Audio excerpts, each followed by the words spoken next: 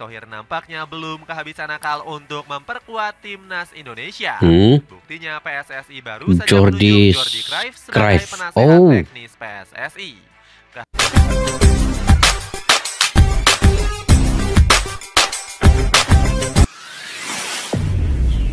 Assalamualaikum dan salam persaudaraan, salam sepak bola. Selamat bertemu kembali di channel Askalani Studio guys. Oke, apa kabar? Semoga dalam keadaan sehat walafiat kalian ya, hendaknya. Dan sentiasa kalian dimurahkan rezeki. Saya juga mendoakan semoga kalian sentiasa sukses dalam apa jua yang kalian usahakan. Oke, tiba-tiba lewati harga skuad Australia, Sirup masuk buat timnas Makin Total Football. Jadi baru-baru ini Bapak Erick Thohir sudah mengumumkan juga, yaitu DIRTEK ataupun Director Technical untuk Timnas Indonesia, dan kini nama itu ialah Sairuf.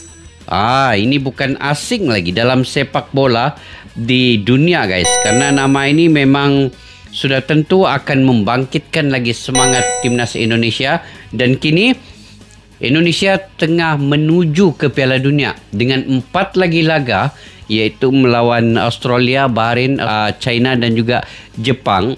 Itulah penentuannya pada bulan Maret dan juga bulan Juni tahun ini. Jadi sama-sama kita doakan apa yang ingin dilakukan oleh Bapak Erick Thohir, membawa masuk Director Technical ini untuk pembangunan di akar umbi, yaitu di bawah kelompok umur ini, untuk sama-sama mencari bibit-bibit muda yang ada di Indonesia. Oke guys, tanpa berlama-lama dan tanpa berbasa-basi, yuk kita simak dulu video ini.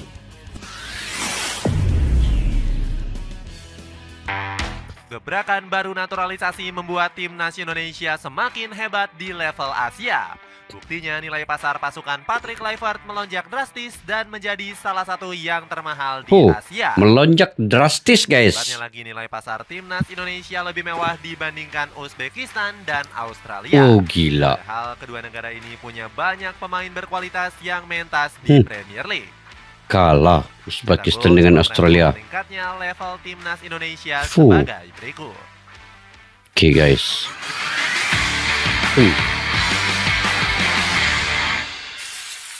Nilai pasar meningkat menyaingi global.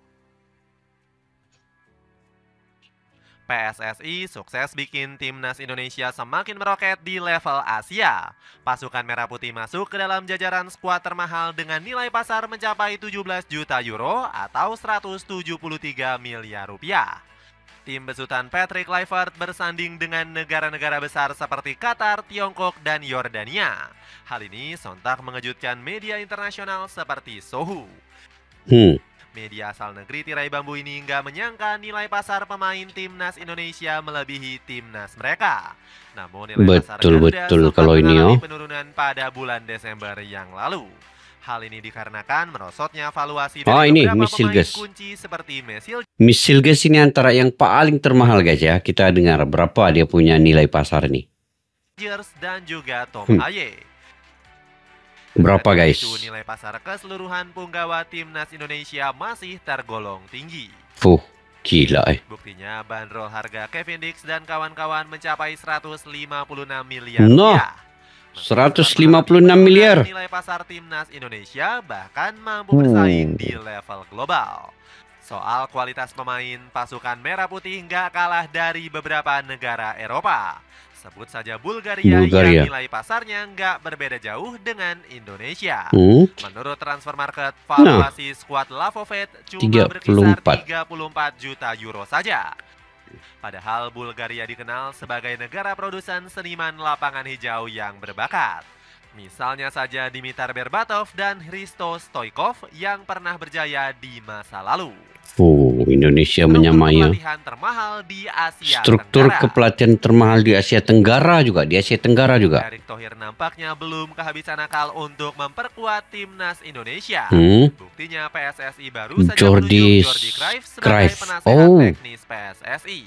Kehadiran Jordi Cruyff tahun ini dinilai bakal makin mendongkrak gaya main skuad Garuda. Pasalnya, Jordi merupakan anak kandung dari legenda Belanda yakni Johan Cruyff. Di sisi lain, sang ayah merupakan sosok yang telah mengembangkan skema total football. Hal ini sejalan dengan rencana Jordi Patrick Kluivert Cruijff, dalam menerapkan taktik tersebut bersama skuad Garuda. kebanyakan dari Selain Belanda. itu, Jordi juga punya pengalaman mentereng sebagai petinggi Barcelona. Dirinya sempat menjadi penasihat teknis dan direktur olahraga klub sejak tahun 2021 hingga 2023. Nggak heran kalau PSSI rela membayar mahal untuk pria kelahiran Amsterdam tersebut. Dengan kehadiran Jordi, struktur kepelatihan timnas Indonesia jadi yang paling komplit di Asia Tenggara. Bahkan gaji Patrick Kluivert menjadi yang tertinggi di negara-negara ASEAN. Berapa Pelatih asal gajinya? Belanda itu mendapatkan upah sebesar Oh. 2,3 miliar rupiah per bulannya. Angka tersebut berbanding jauh dengan gaji pelatih Malaysia yakni Peter Sklamovski. FAM dikabarkan hanya mau membayar juru 735 taktik asal juta. Australia ini sebesar 735 juta rupiah. Jauh beda ya. Selain itu, Kluivert juga unggul jauh jika dibandingkan dengan Kim Sang-sik. Pelatih asal Korea Oh, itu jauh hanya lagi nih. mendapatkan upah 321 juta rupiah dari Federasi Vietnam. Pertahanan mewah level Asia. Pertahanan mewah level Asia. Kehadiran Emil Audiero Mulyadi membuat nilai pasar timnas Indonesia meroket. Dilansir dari Transfer Market, nilai 23 pasar juta benteng euro. pertahanan Indonesia meningkat menyentuh 23 juta euro. Kemewahan barisan pertahanan skuad Garuda Nusantara bahkan dinilai sudah masuk level Asia. Angka ini sekaligus membuat JIZ dan kawan-kawan sukses menyalip raksasa Timur Tengah.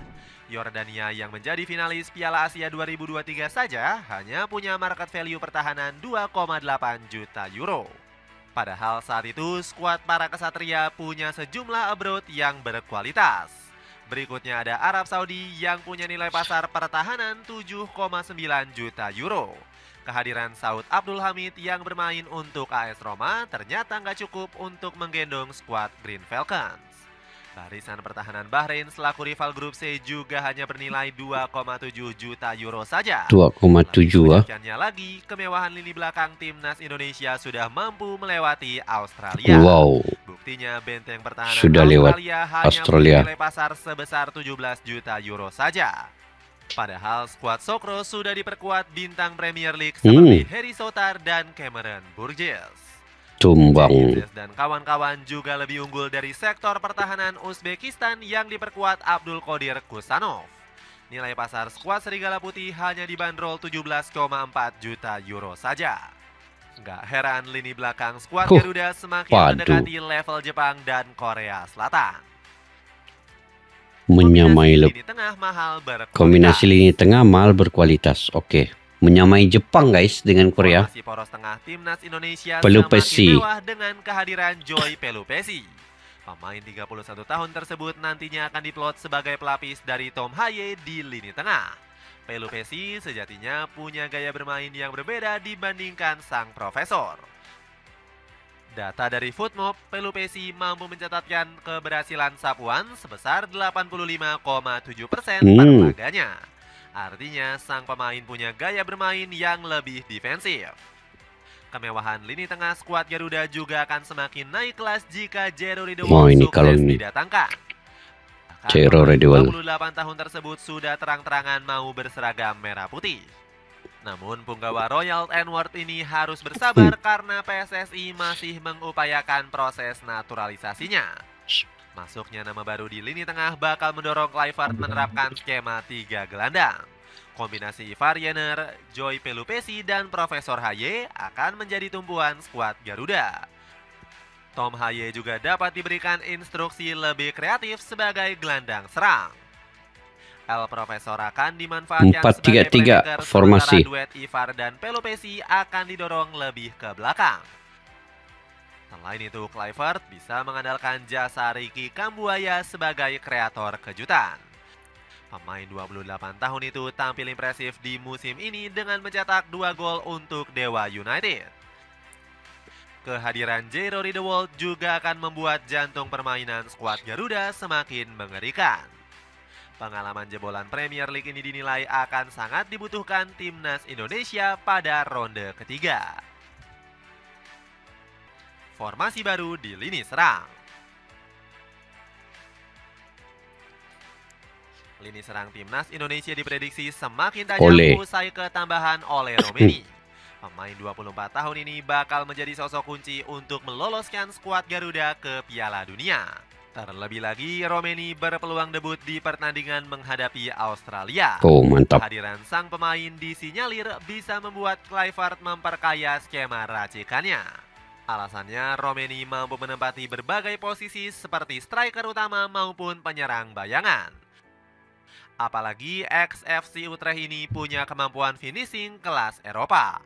Romeni dinilai mampu mengancam bek-bek jangkung Australia lewat duel udara. Dengan postur setinggi 185 cm, dia punya keunggulan besar dalam melepas heading mematikan.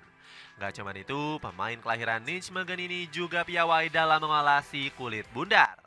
Hal ini membuatnya mampu ditempatkan sebagai winger kanan dalam skema Kluivert. Namun posisi sayap diprediksi bakal menjadi milik Marcelino Ferdinand dan Ragnar Oratmangun. Daya ledak Wahaji dan kreativitas Marcheng bisa melengkapi insting tajam Romeni. Terlebih lagi, Ragnar semakin konsisten bersama FC Vidender dalam Liga Utama Belgia. Sampai-sampai nilai pasaran Wahaji meroket tajam dan mencapai 10,45 miliar rupiah. Itulah ulasan meningkatnya level timnas Indonesia bersaing di level global. Bagaimana pendapatmu? Apakah komposisi mewah skuad Garuda Nusantara mampu meloloskan ke Piala Dunia? Coba tulis pendapatmu di kolom komentar di bawah ini. Guys, dengan kemasukan satu lagi direktur teknik yaitu Jordi Cruyff, ini membuatkan Indonesia selangkah lagi dengan pembangunan di akar umbi. Ini yang pembangunan akar umbi ini lagi penting sebenarnya guys untuk jangka masa panjangnya dalam 5 ke 10 tahun apabila bibit-bibit muda terutama daripada umur 12 tahun meningkat ke 14, 16, 17, 20 dan seterusnya ke timnas senior. Jadi apa yang dilakukan oleh Bapak Erick Thohir ini sebenarnya satu anjakan paradigma untuk sepak bola di ASEAN, terutamanya Indonesia ini. Karena kalau dari segi nilai pasar tadi, Indonesia ini sebenarnya sudah memiliki satu tim yang standing dengan Jepang, Korea, malahan di Bulgaria pun ditumbangkan oleh nilai pasar timnas Indonesia itu. Begitu juga dengan Uzbekistan dan juga tim kayak Arab Saudi dan lain-lain lah. Mungkin Indonesia lagi tinggi ya nilai pasarnya. Bayangkan Miss Hilgers itu tadi, dia punya nilai pasar kalau tidak silap 120 miliar ke atas ya. Itu baru Miss Hilgers. Mungkin baru Miss Hilgers ini sudah mengalahkan tim kayak Malaysia, Thailand, Singapura. Itu sudah kalah dari segi jumlah nilai pasar. Apatah lagi kalau semua pemain timnas Indonesia ini dijumlahkan nilai pasarnya, sudah tentu ratusan miliar akan nilai pasar timnas Indonesia ini. Jadi timnas Indonesia ini sekarang sudah menyamai tim-tim Piala Dunia sebenarnya. Jadi mudah-mudahan saya mendoakan semoga dengan adanya penyerang Oli Romeni dan juga gelandang itu dibantu oleh Joy Palopesi, Tom Haye, Nathan Jo, Marcelino Ferdinand juga ada di situ, dan Dian James, pemain yang baru diumumkan oleh Bapak Erick Thohir ini akan menjadi penyemangat yang baru, motivasi yang baru untuk timnas Indonesia. Jadi tidak kira lah Indonesia ini lolos atau tidak secara otomatik sama ada dia bermain di playoff. Yang pentingnya perlawanan melawan Australia itu adalah dia punya signal sama ada timnas Indonesia ini bisa secara otomatik ke Piala Dunia atau tidak. Kalau timnas Indonesia ini bisa mencuri poin ketika melawan Australia dan juga menang ke atas Bahrain dan China, maka Indonesia akan mengiringi Jepang ke Piala Dunia nanti di kumpulan ini. Ini yang kita benar-benar ingin menantikan perlawanan timnas Indonesia lawan Australia nanti. Kita doakan bersama guys. Oke. Bagaimana menurut pandangan kalian terkait dengan perkara ini? Kalian boleh komentar di ruang kolom di bawah dengan kedatangan Director Technical baru untuk timnas Indonesia ini. Bagaimana susunan struktur pondasi di akar umbi Indonesia ini akan berkembang dengan lebih baik. Kalian boleh komentar guys di ruang kolom di bawah. Sampai kita jumpa lagi. Assalamualaikum warahmatullahi wabarakatuh. Bye-bye. Askalana Studio untuk kita channel yang bereaksi tentang apapun yang ada di Indonesia, channel YouTube dari Malaysia di Askalani Studio. Jika mau tahu tentang Indonesia, ayo like and subscribe channel kami Askalani Studio. Askalani Studio.